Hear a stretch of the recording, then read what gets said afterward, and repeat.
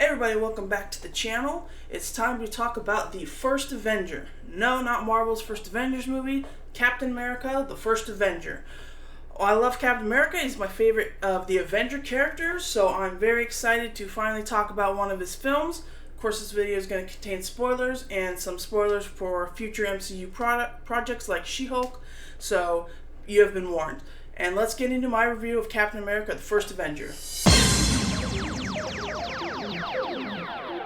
So this movie opens up with the discovery of a ship trapped in ice, and we see them discover the iconic Captain America shield in the ice, and that's of course something that's going to happen at the end of the film, but I totally forgot this scene happened, and that's actually how they do discover Steve Rogers. And then we go back in time to 1942, Tonsberg, Norway, where the Red Skull is searching for the Tesseract. So when I first watched Phase 1, Thor movie, this movie, and the Avengers movie, I thought the Tesseract was the same thing as the Casket of Winters in the first Thor movie, because in here, Red Skull says that the Tesseract was the jewel of Odin's throne room, and of course it's in Norway, which obviously, Thor's the Norse god. So why is the Tesseract on Earth? Did Odin drop it off in Norway? So I had gotten really confused when I first watched these movies, and it doesn't really seem like they had really figured out what the Tesseract was, maybe, between these first Phase 1 movies. So it was a little bit confusing, but Red Skull gets the Tesseract in Norway.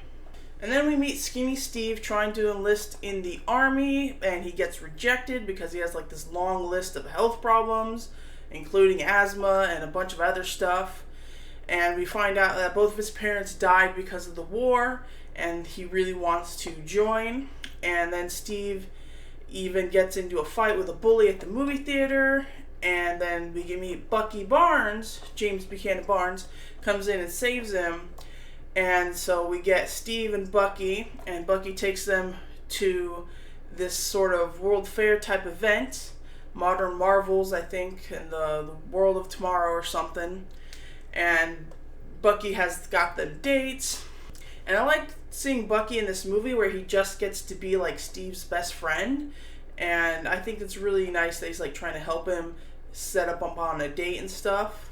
And then we meet Howard Stark, the father of Tony Stark, and he's like giving this presentation of this like levitating car, and then it goes wrong, but he's sort of, projected as this big time inventor guy, and all the girls are like swooning over him.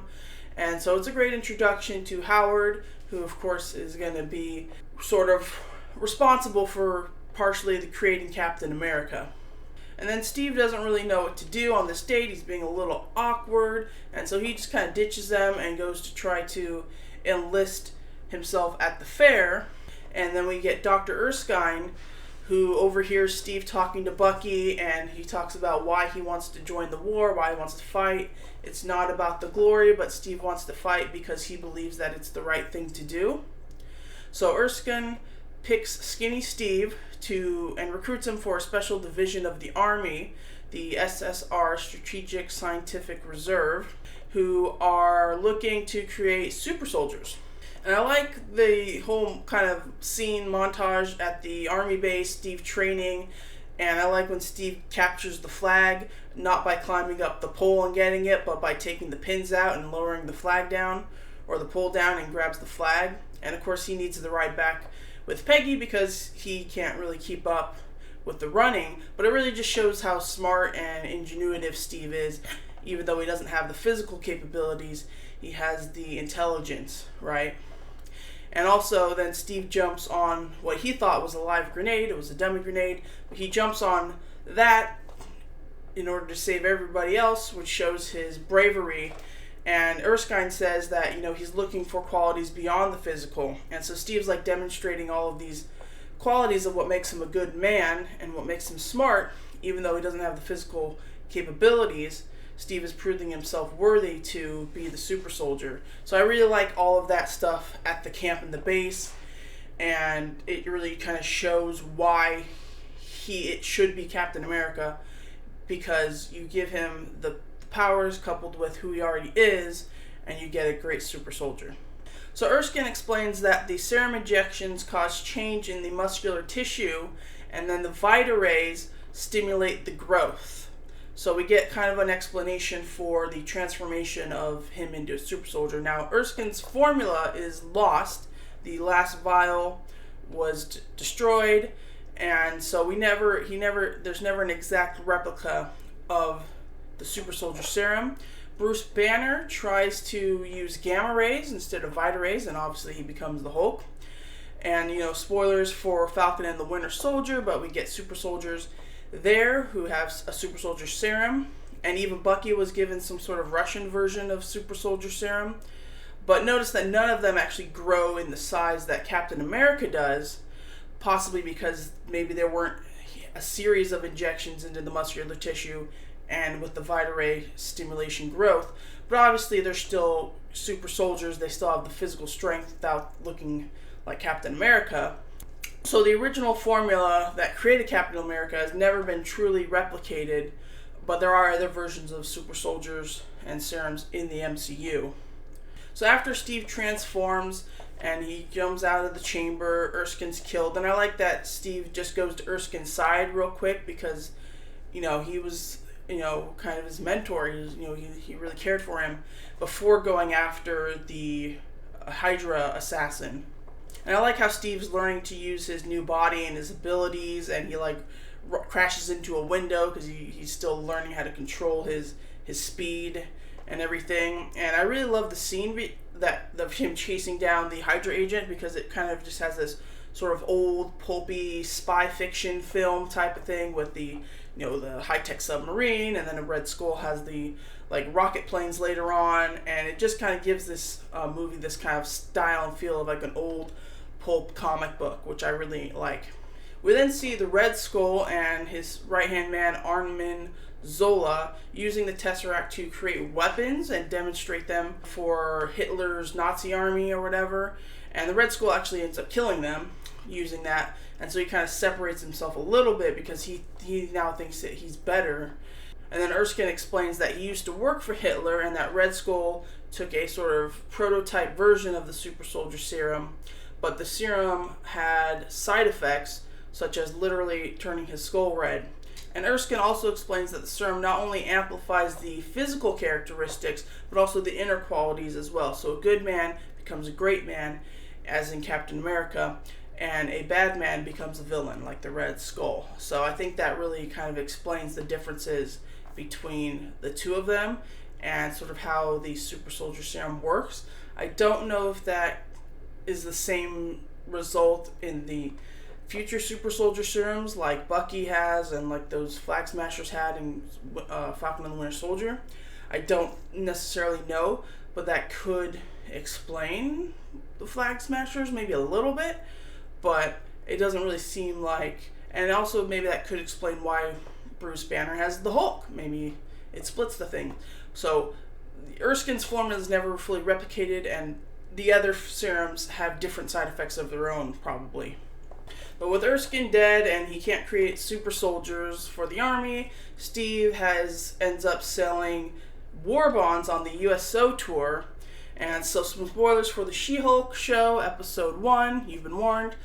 We learned that Steve actually lost his virginity on the USO tour to one of those girls, and then later on he makes out with Natalie Dormer. And so I know a lot of people think that, he wouldn't do that to Peggy, he was waiting for the right dancing partner or whatever, but, and I'm a huge Steve and Peggy shipper, so I understand. But this was kind of before he and Peggy, really started to build up a thing. They really only had that conversation in the car, and then their flirting kind of happened after he broke out Bucky and everything. So it kind of makes sense. And, he was a skinny kid that girls never wanted, and now they're throwing themselves at him. It kind of makes sense that he would lose his virginity on the USO tour. He's a young man learning things and stuff. Even if he liked Peggy, they didn't really have a thing by then. So that doesn't really bother me. But speaking of Peggy Carter, I love Peggy. I love her. when she's like in the street shooting the Hydra spy in the car, that's a great scene. That's awesome. She looks badass. I love it.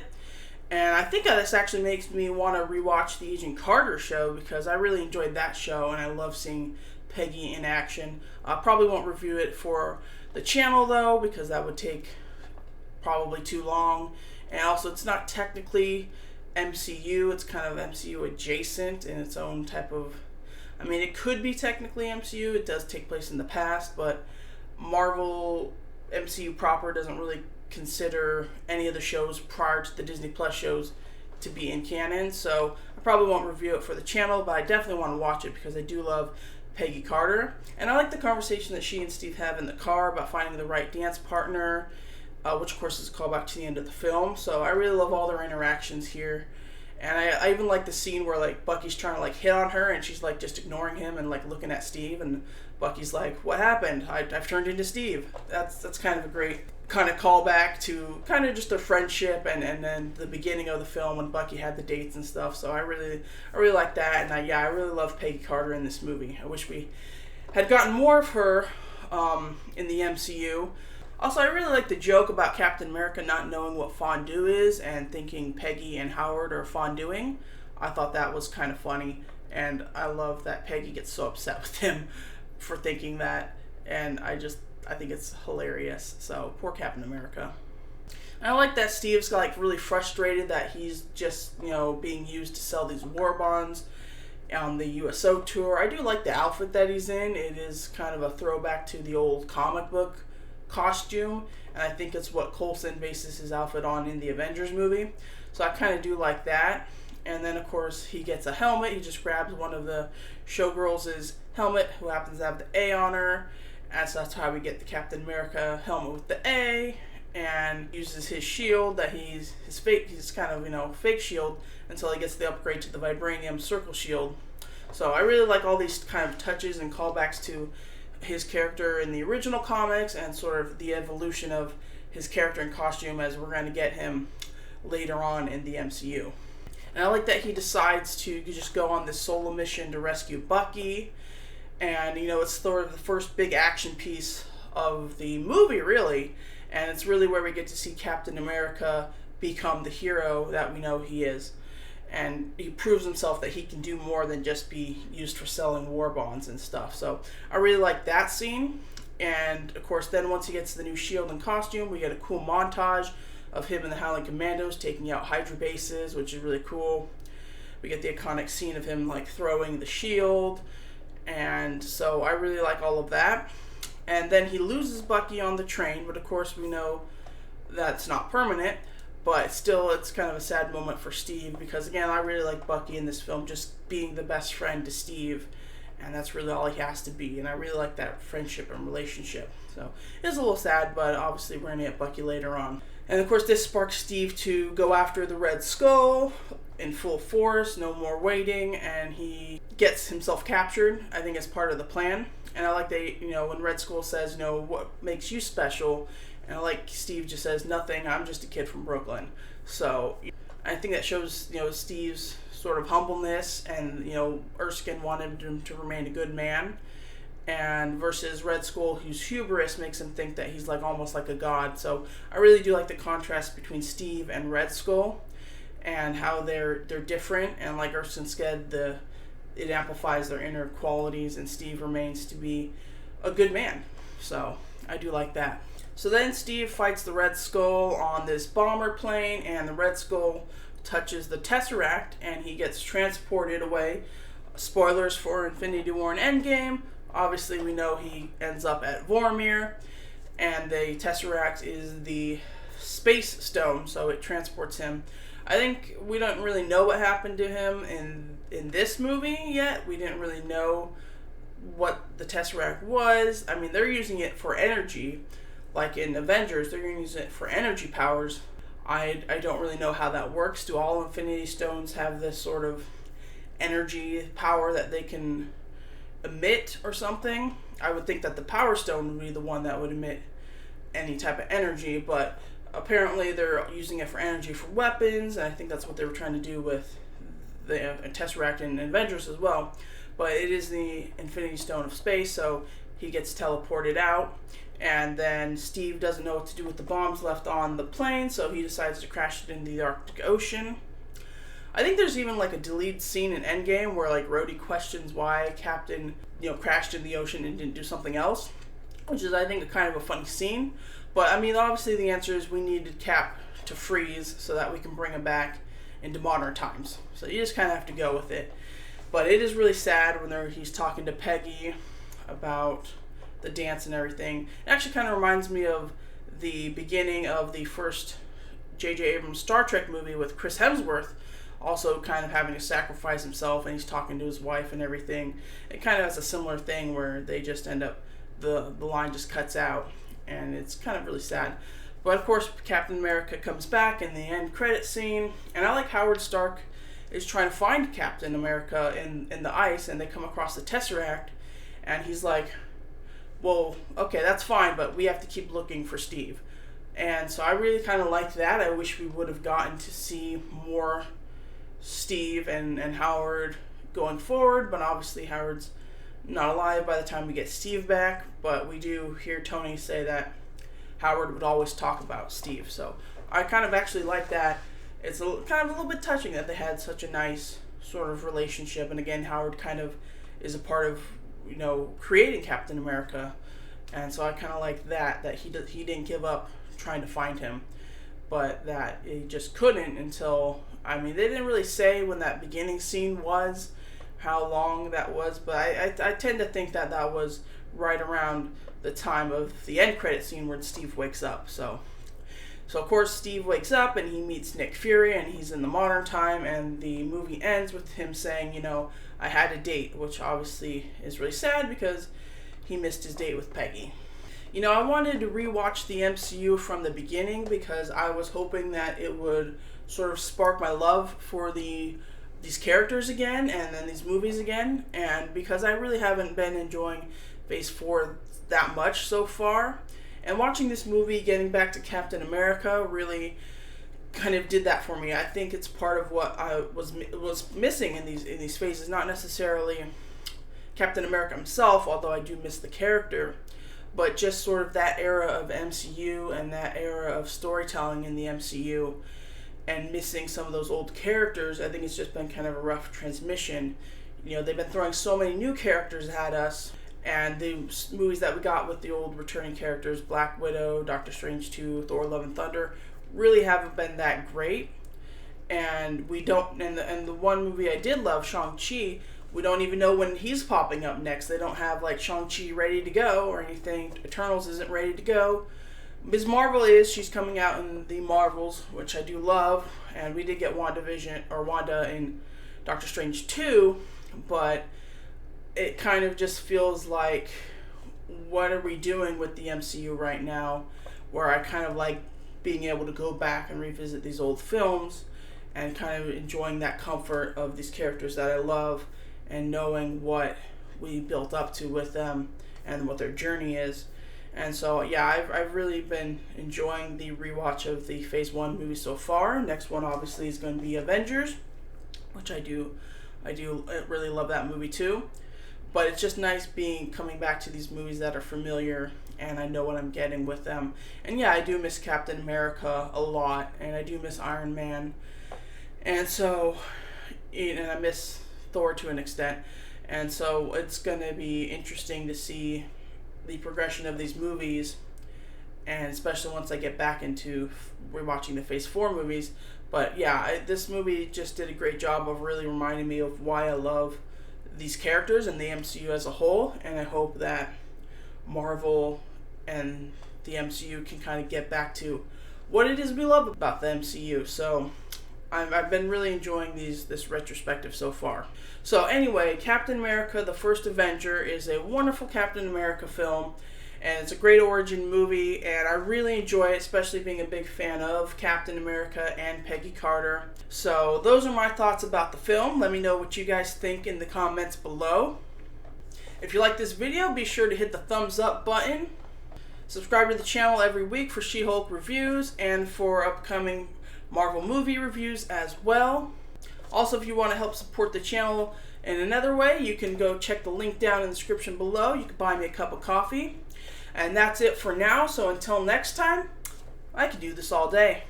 Bye.